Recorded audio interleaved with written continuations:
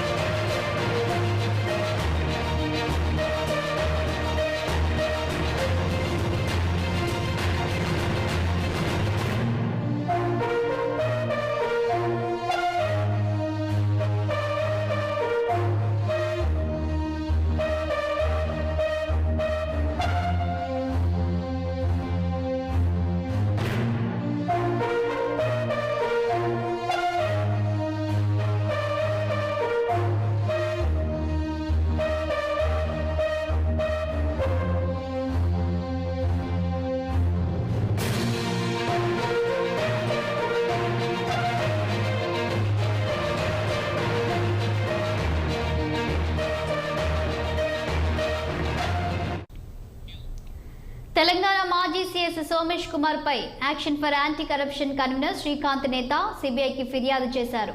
పదవిలో ఉన్నప్పుడు అధికారాన్ని అక్రమ సంపాదన కోసం వినియోగించారని, ఆయనపై విచారణ చేపట్టాలని కోరుతూ సెంట్రల్ బ్యూరో ఆఫ్ ఇన్వెస్టిగేషన్ డైరెక్టర్కు శ్రీకాంత్ నేత లేఖ రాశారు. సోమేష్ కుమార్తో పాటు మరో 3 ఐఏఎస్ అధికారులపై దర్యాప్తు చేయాలని, వీరంతా గత ప్రభుత్వ హయాంలో అవినీతికి పాల్పడ్డారని ఆయన కంప్లైంట్ చేశారు. కుటుంబ సభ్యులు బినామీ పేర్లతో ఆస్తులు కొనుగోలు చేశారని, ఆదాయానికి మించి సంపదను కూడబెట్టుకున్నారని ఆ ఫిర్యాదులో పేర్కొన్నారు శ్రీకాంత్ నేత. ఐఏఎస్ అధికారులపై ఆరోపణలు వస్తున్న నేపథ్యంలో చర్యలు తీసుకోవాలని ఆయన లేఖలో పొందుపరిచారు.